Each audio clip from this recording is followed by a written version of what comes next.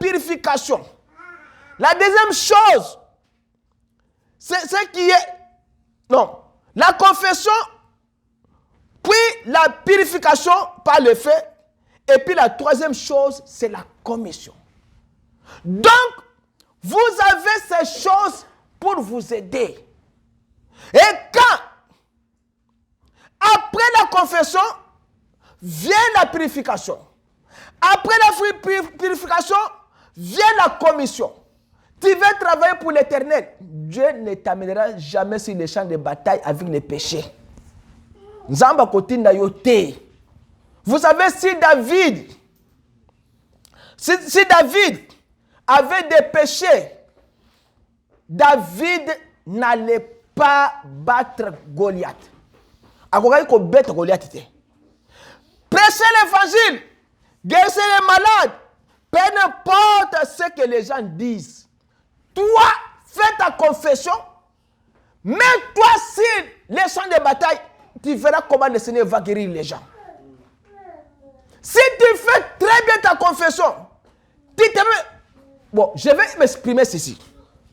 Je sais que j'ai un problème avec les gens. Je sais qu'il y a un problème.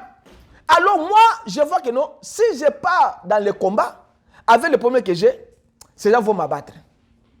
Tu dois faire quoi? Tu dois d'abord t'arrêter. Tu t'arrêtes, tu dis, attends-moi, j'entre dans la maison maintenant. J'entre dans la maison, je prie maintenant Dieu. Je dis, Seigneur, je ne peux pas aller sur les champs de bataille avec les péchés que j'ai. Voici les péchés que j'ai commis. Hier, j'avais volé quelque chose de quelqu'un. J'avais injurié. J'avais fait ceci, fait cela. Alors, je suis venu devant toi. Comme Ésaïe l'a dit dans Ésaïe 45, que venez devant l'Éternel. Néhémie l'a dit. Je suis venu devant ta face pour la confession. Alors, je confesse mes péchés. Je confesse mes erreurs. Alors, Seigneur, pardonne-moi. Je vais aller battre cet ennemi-là. Parce que votre objectif, c'est d'enlever l'ennemi qui est devant toi. Maintenant, vous faites la confession, vous sortez maintenant. Et quand vous sortez de la maison, vous savez maintenant que n'importe quel ennemi qui se présente devant moi, je dois l'abattre. Parce que vous avez arrangé la chose. La chose a été nettoyée. Il y a ce qu'on appelle une purification de votre vie. Votre vie a été purifiée, vous n'avez pas encore de péché. Dieu est obligé de descendre et de défendre votre cause. Et si tu le fais, n'importe quel ennemi qui se présentera devant toi, tu l'écraseras. Qu'il soit la maladie, qu'il soit la souffrance. Ici aux États-Unis, nous travaillons, nous n'avons pas de l'argent. Toi, tu travailles, mais tu as le overdraft dans votre compte. Quand l'argent entre, il trouve un trou, ça entre encore. Mais c'est un ennemi. C'est un ennemi. Cherchez pourquoi l'esprit là est entré. L'esprit là qui suce l'argent là. Comment il est entré dans votre vie. Et quand vous avez découvert que l'esprit là est entré à tel endroit, tu laisses tout. Tu entres dans ta maison. Tu retournes à Dieu. Tu confesses tes péchés. Alors tu dis maintenant, je dois faire quoi? Je dois maintenant,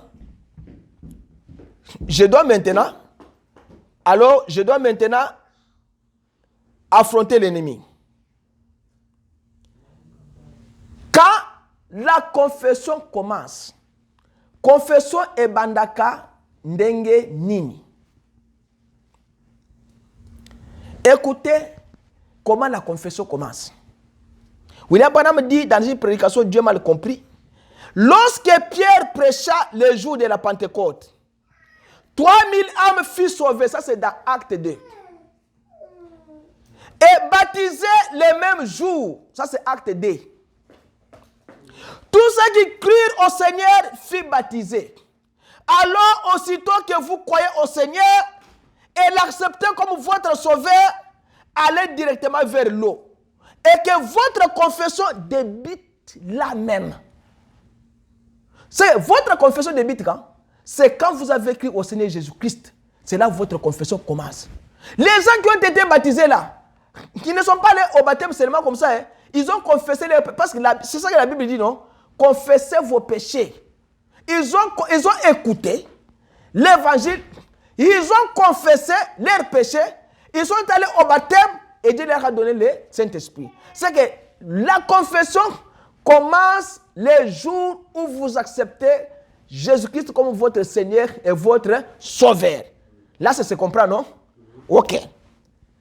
Nous sommes dans quand la confession commence. Ça commence quand vous croyez au Seigneur Jésus-Christ. Vous commencez à confesser vos péchés comme dans Acte 2, 38. Maintenant, prenons Daniel 9. La prière de Daniel. Daniel 9 a fait la prière à l'Éternel. Dans la confession. Prenez seulement Daniel 9 là, on va commencer par les...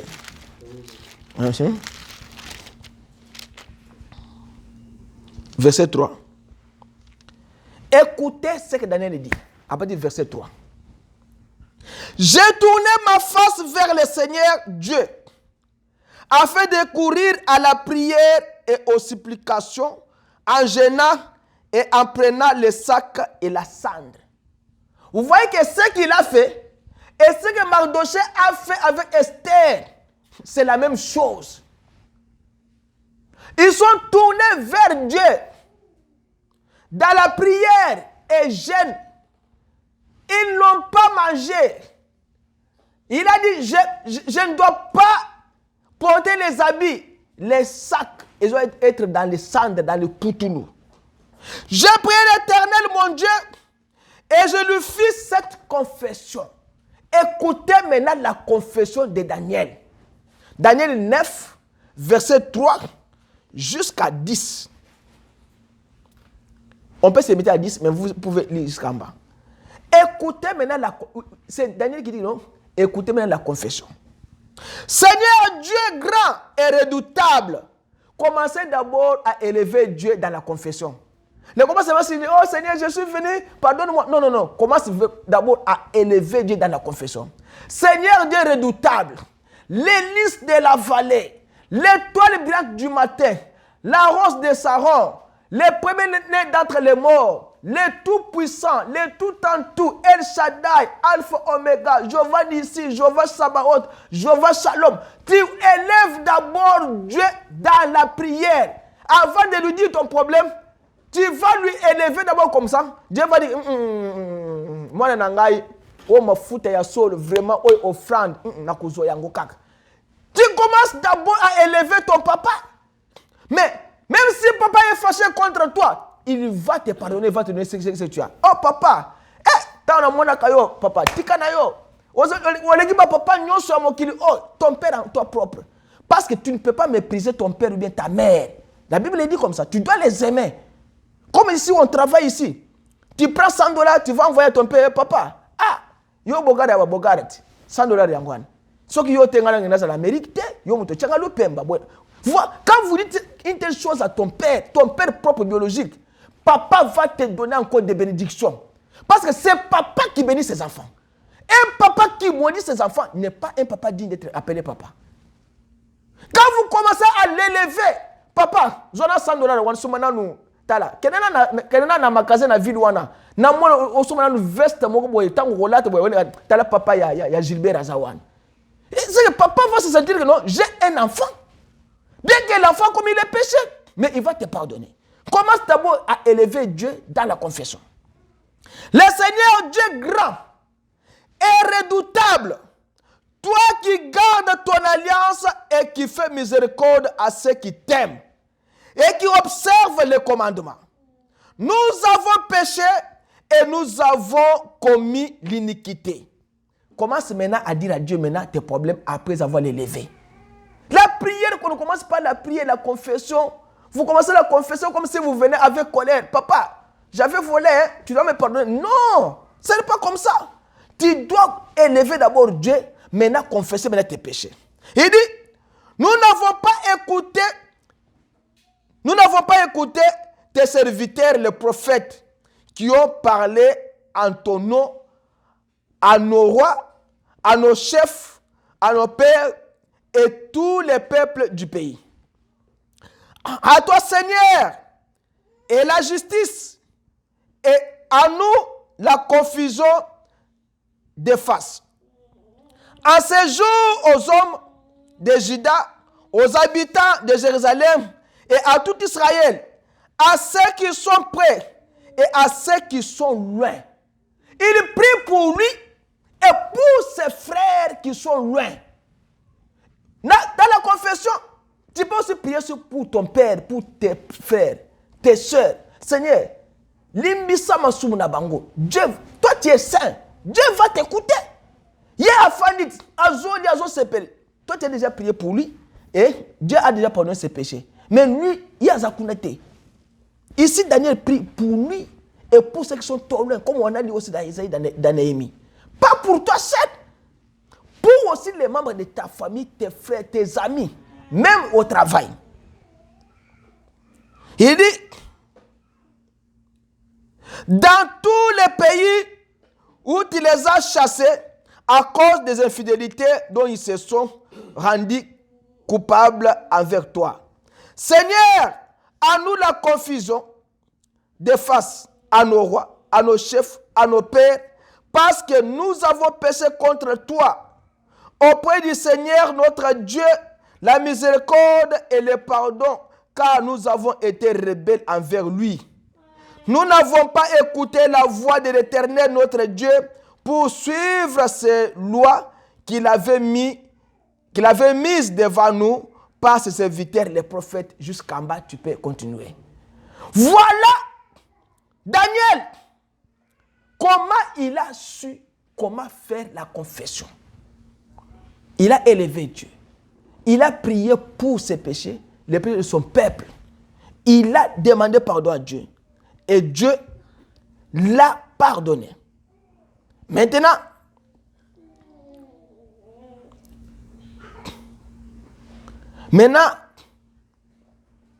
quand vous faites la confession et que vous terminez votre confession, déjà lit, je ne peux pas entrer encore dans d'autres choses.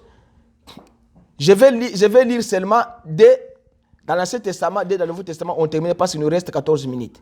Je prends Ésaïe 6. Ésaïe 6, comment Ésaïe aussi avait fait aussi sa confession. La confession. Ésaïe avait dit quoi? Après Ésaïe, vous allez prendre Job.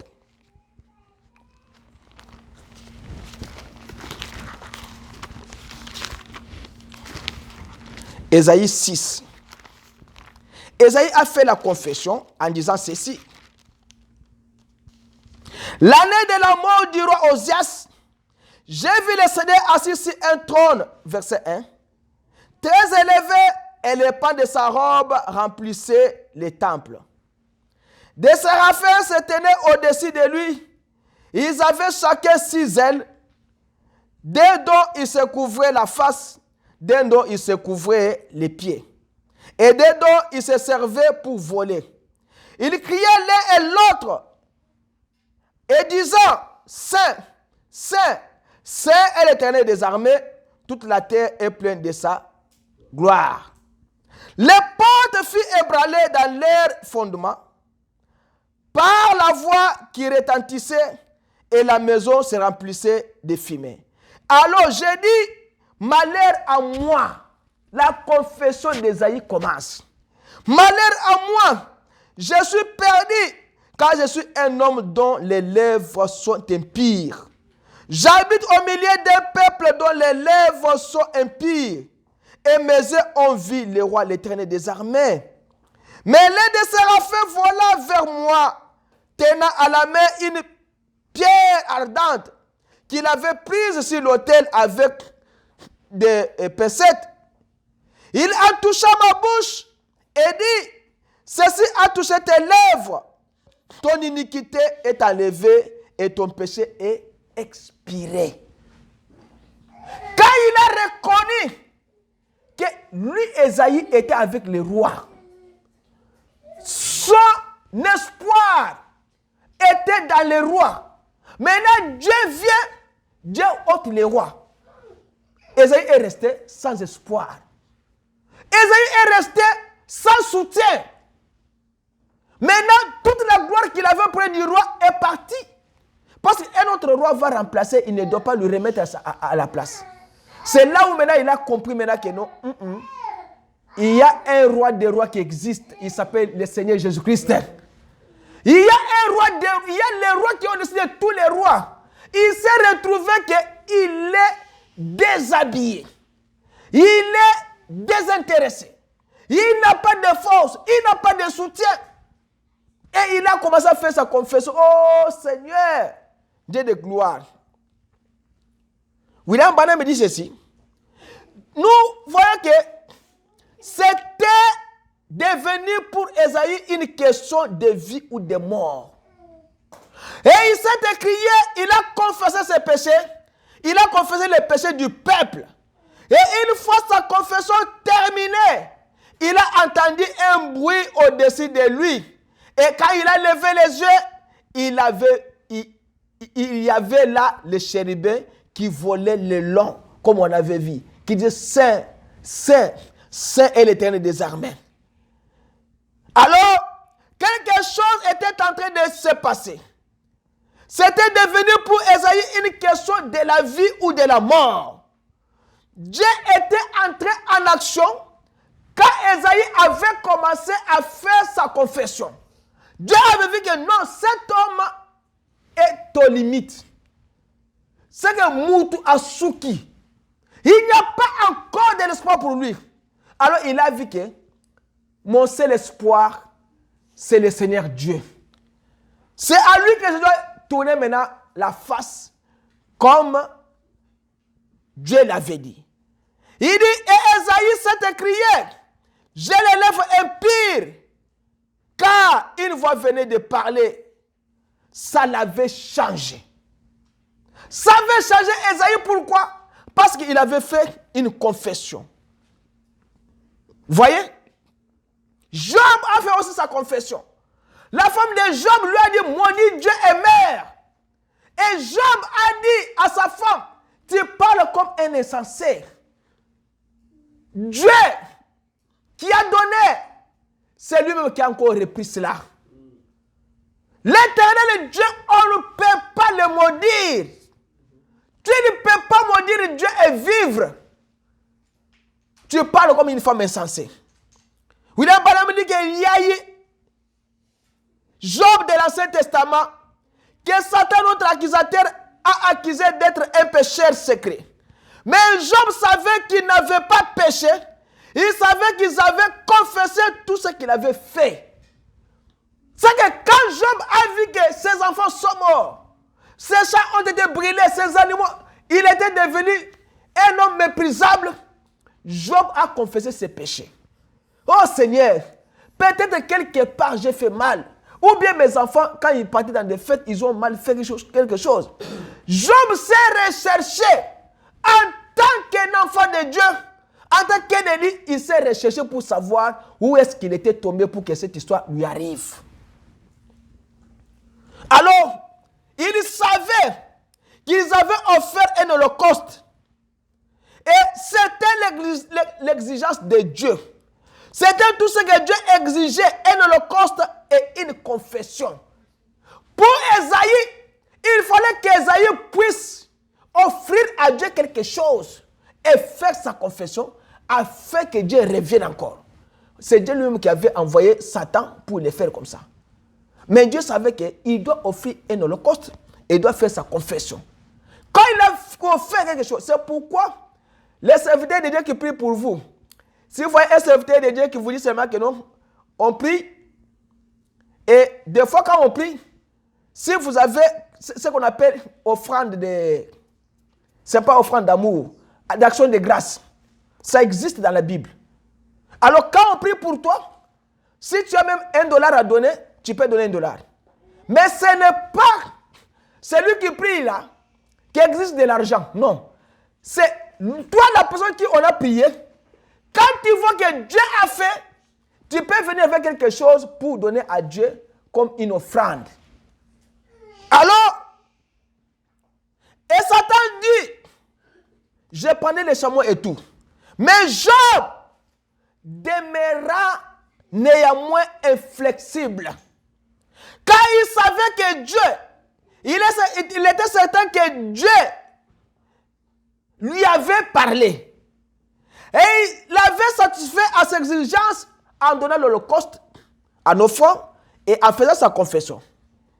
Il a passé tout au piège, tout au peigne fin. Et conclu, j'ai offert tous les holocaustes voulus. Je me suis dit peut-être que lorsque un festin donné par mes fils, auquel mes filles auraient assisté, peut-être le comment vous voyez qu'il y a vie nangai, banangata magana fête à bananangai, yangondé le quoi y a qui est seulement comme il a commencé à se rechercher. Voyez dans la confession, recherche-toi. Si la chose ne marche pas, il faut qu'on fasse au bandit qu'on résout. Ah, ma kambo je langai ndengeni. Et quand vous allez tomber sur la source de la chose, là, ne lâchez pas. Jusqu'à ce que l'ennemi va lâcher la prise. Ce qu'on tiki, l'ennemi va t'abattre. William Branham dit que ton ennemi là, s'il vient, tu lui donnes la possibilité, c'est lui qui va t'ôter. Il dit, quand un homme est fidèle à ce que Dieu lui a dicté, et qu'il est certain qu'il est Dieu, celui-ci doit répondre, la foi doit répondre. Si vous reconnaissez que Dieu vous a appelé, si vous reconnaissez que Dieu vous a parlé, alors sache que Dieu là doit répondre par votre prière. La foi déclenche chaque fois son entrée en scène. Quand vous avez fait ce que vous savez être juste, quand vous avez satisfait à ses exigences, quand vous avez confessé, rectifié et fait des restitutions, c'est que dans la confession, ce qu'on y a qui tu vas aller confesser les péchés et tu lui remets son argent. Vous comprenez ce que j'ai dit? C'est très, il faut dire à Alicia d'entrer ici, de ne pas jouer avec l'enfant. Dis à Alicia d'entrer ici, de ne pas jouer avec l'enfant. Écoutez dans la confession. C'est très important ce que je vous dis. Quand vous confessez les péchés, vous faites quoi? Vous rectifiez la chose que vous avez fait, que vous avez dite. Et si vous avez volé, vous restituez l'argent, la chose que vous avez volée. Mais, yo soyez déjà chemise ou l'attend ou déjà. Tu vas faire quoi? Ce que je veux dire, c'est quoi? Dans la confession, vous devez rectifier la chose. Si vous avez volé, vous devez restituer la chose volée. Comment vous faites ça? Vous avez déjà volé une chemise il y a de cela 12 ans. Tu n'en as pas. Mais ta conscience te dit que non, j'avais volé une chemise d'un ami, quelque part. Toi, prends $10 en valeur de cette chemise. Tu pars auprès de ton frère. Frère, vous savez la chemise là en 2012 que tu cherchais ça. Moi, j'avais volé ça. Et je ne voulais pas te remettre parce que mais je suis venu confesser ces péchés devant toi. Et ces $10, je te donne en valeur de ces chemises que j'avais volées. La chose va se régler. Ce sont des choses comme ça que nous avons manqué. Parmi nous ici, combien de gens ont volé et ils n'ont pas restitué? Combien? C'est presque tout le monde qui a volé, mais qui n'a pas fait même la confession d'abord. Parce que la restitution, c'est autre chose que la confession. C'est que vous confessez, vous rectifiez la chose. À rectifier la chose, c'est quoi? C'est que vous avez parlé quelque chose de mal contre ton frère. On denga sa wana. Abote déjà bana mi balé na mboka wana. Denga sa na moisson na yebite kaza na bana mi balé. C'est que vous avez fait quoi? Vous avez les termes là que je n'aime pas dire souvent, c'est quoi? Comment on appelle ça? Obebisi lokumu yandeko na yo. C'est comme ça en lingala. C'est que Vous avez donné un faux témoignage. Vous avez abîmé sa réputation. C'est le thème que je voulais dire. La réputation de ton frère est par terre. Vous avez détruit la réputation de ton frère. Maintenant, Dieu te dit que dans la confession, va rectifier la chose. Tu rectifies, frère. Vous savez que moi, j'ai mal parlé contre ton épouse. J'avais dit que ton épouse, avant que tu puisses la marier, j'avais déjà dit à beaucoup de frères que ton épouse, ou toi, tu avais déjà des enfants avant que tu puisses te marier à cette femme. Ou bien, cette femme ici a laissé des enfants dans le pays et elle est venue ici comme ça, comme ça. Donc, tu dois rectifier la chose. C'est que dans la confession, vous rectifiez la chose. Et la chose, si la chose a été volée, vous restituez aussi la chose volée. Pour que votre prière puisse avoir une place.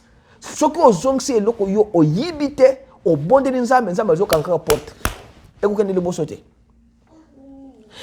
vous avez déposé cela devant Dieu. Toutes ces choses-là, vous déposez la confession, la rectification et la restitution devant Dieu. Nzambe, mbongo oyo nazana yango, na yango, je viens avec cet argent pour remettre à frère Robert.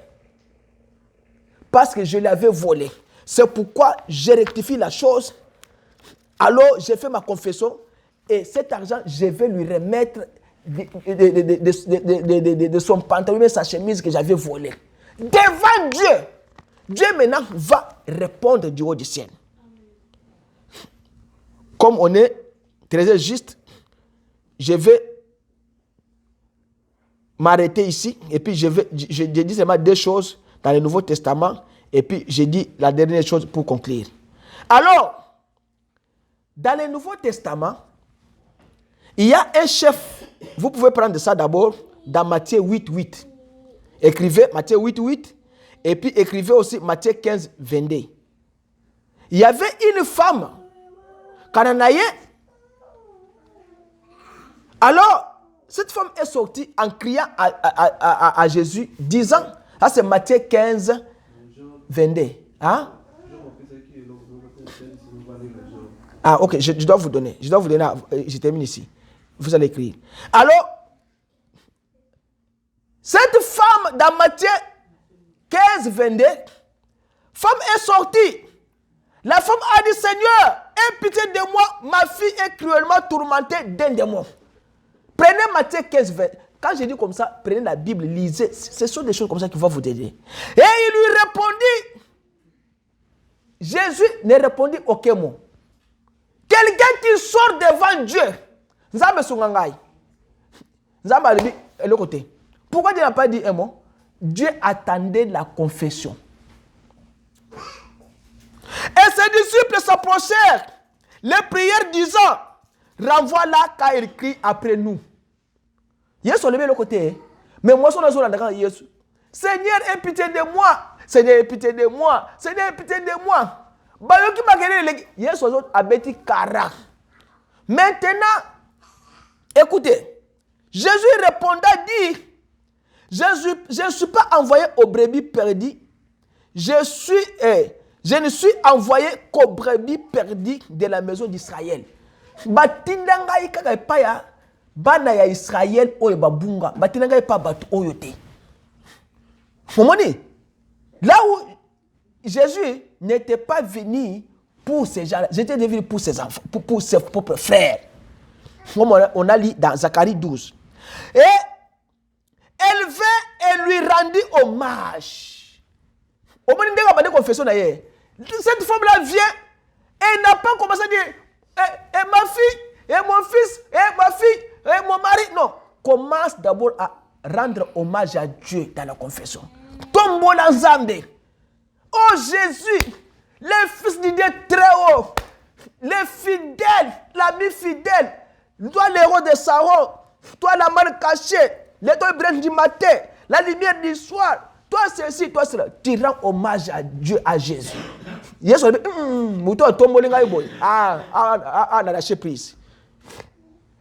Alors, disant Seigneur, assiste-moi, sa confession. Et lui répondit, il ne convient pas de prendre l'épée des enfants et de les jeter aux chiens. Yes, on Jésus a considéré cette femme comme une chienne. Alors, non, vous êtes des chiens. L'épée, c'est la parole de Dieu. Je ne peux pas prendre cette parole donnée aux incirconcis, aux païens. Ce n'est pas venu pour vous. Ça, ce sont des nourritures pour les enfants d'Israël. Uniquement. Pas vous. Si tu demandes, je ne te donne pas. Jésus a refusé. La femme répondit, oui Seigneur, car même les chiens mangent des miettes qui tombent de la table de leur maître. Ah, moi ça a bloqué Jésus. Catch. Yo le big mapa.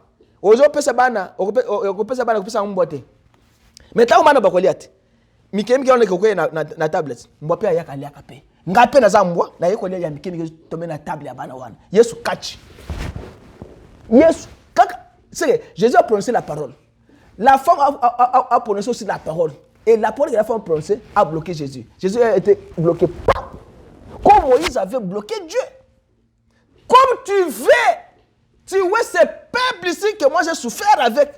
Tu moi d'abord, après, Moïse peut bloquer. Alors Jésus répondant lui dit, oh femme, oh moi si yo, oh tchengai kale, oh bloqué ngai. Ah, c'est là na fungolé la malédiction lola. Na fungolé la bénédiction, ta foi est grande. Tu as une grande foi. Quand tu as fait une belle confession, je dois maintenant agir en tant que Dieu. Qu'il te soit fait comme tu veux. Et dès cette heure-là, sa fille fut guérie.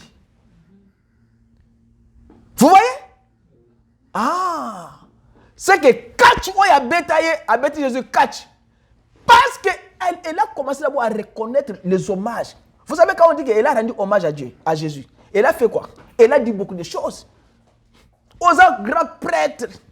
Yo, vous allez vraiment les toits bien du matin. T'as sur yo yakate mo kilengana kufa. T'as Jésus yo un grand frère. Yo viens nangai. Yo za mwana ya nzambe. Batu so mo kilomba boya mengana ko boya yote. Ce sont des choses comme ça qui élèvent Dieu dans son trône.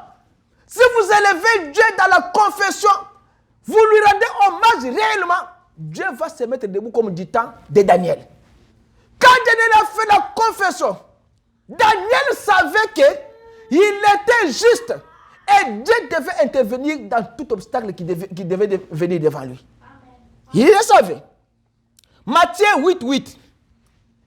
Le centurion romain répondit et dit, Seigneur, je ne suis pas digne que tu entres sous mon toit. Il est venu pour lui demander de guérir son maître. Ça c'est Matthieu 8. Commence à 1 jusqu'à 8 là-bas. Alors, il dit, je ne suis pas venu pour que tu puisses venir chez moi. Car moi aussi, je suis un homme placé sous l'autorité, ayant sous moi des soldats, et je dis à l'un, va, et il va. À l'autre, viens, et il vient. Et à mon esclave, fais cela, et il le fait. Jésus l'ayant entendu, s'en étonna et dit à ceux qui le suivaient, en vérité, je vous dis, je n'ai pas trouvé même en Israël une si grande foi. Lui a commencé à faire, vous voyez les sortes de confessions, c'est une autre sorte de confession. Quelqu'un qui vient, qui commence à rendre d'abord hommage à Dieu. Qui commence d'abord à dire à Dieu, Seigneur, toi tu es grand maître. Moi je suis un pécheur, tu ne peux pas entrer dans ma maison. Dis seulement un mot, j'ai des maîtres, j'ai des esclaves, j'ai des serviteurs. Je les envoie partout. Si je dis que reste debout du matin au soir, il reste debout du matin au soir. Pourquoi? Parce qu'il obéit que je suis son maître. Comme moi aussi je suis venu, je crois que toi aussi tu es mon maître. Il ne faut pas venir chez moi. Parle seulement ici, la chose va se régler là-bas. C'est une sorte de confession. Il lui a montré son autorité et il a montré aussi l'autorité de Dieu sur lui. Il a dit, non, toi tu as maintenant une autorité plus que moi. Mais moi j'ai une autorité établie sur la terre. Mais toi tu as une autorité établi au ciel. C'est avant que le ciel existe, tu avais cette autorité-là. Alors je te montre maintenant que non, toi tu ne peux pas entrer dans ma maison. Parle seulement, la chose va se régler. Et Jésus a parlé. Et Jésus commence à dire maintenant. Jésus l'a entendu s'étonnant et dit à ceux qui le suivaient, en vérité je vous dis, je n'ai pas trouvé même en Israël une grande foi. Et je vous dis que plusieurs viendront d'Orient et d'Occident et s'assureront avec Abraham, Isaac et Jacob dans le royaume des cieux. Mais les fils du royaume seront jetés dehors dans les ténèbres. Là seront les pleurs et les grincements des dents. Et Jésus dit au centurion, va, qu'il te soit fait comme tu as cru. Et à cette heure-là, son serviteur fut guéri. Voilà dans la confession. Pour terminer, je vais dire ceci. William Branham dit que, souvenez-vous que quand vous entrez en Christ après votre confession, beaucoup de gens vont vous haïr. Les gens ne vont pas vous aimer parce que vous avez trouvé la parole parfaite. Comme vous venez maintenant à l'église, comme vous faites maintenant votre confession, vous avez abandonné tous les péchés. Là, il faut aller à la maison avec ça dans votre tête. Quand vous voyez que vous avez de l'opposition et que votre famille commence maintenant à s'opposer beaucoup contre toi, tes amis, il y a maintenant des oppositions gauche à droite, sachez que vous êtes maintenant en Christ. Et William Branham vous dit ceci, souvenez-vous, si vous suivez Christ, les gens vont vous haïr. Ah, si vous suivez Christ, pourquoi? Car tous ceux qui vivent pieusement en Jésus-Christ seront persécutés. Si vous vivez bien en Christ, vous serez persécutés, pas même en chair comme ça, même en esprit. Et la conclusion, c'est quoi? Il dit, la conclusion, pour dire que si vous savez que vous avez quelque chose qui vous bloque, si vous savez que la venue du Seigneur est proche et que quelque chose fait que vous ne pouvez pas voir la venue du Seigneur et que votre cœur, quelque chose se passe dans votre cœur et que vous sentez qu'à partir de maintenant, vous allez vivre une vie consacrée à Christ. Et vous voyez que la venue du Seigneur est proche. Vous croyez que ce que j'ai prêché est la vérité. À propos de ces choses que nous avons dit ce matin, alors, comprenez que la parole du Seigneur est une épée de double tranchant. Ça peut vous justifier aujourd'hui, ça peut vous condamner demain. La même chose, le même Dieu qui peut justifier votre frère par ce même péché, le même Dieu peut encore vous condamner sur le même péché. Mais si vous savez que votre cœur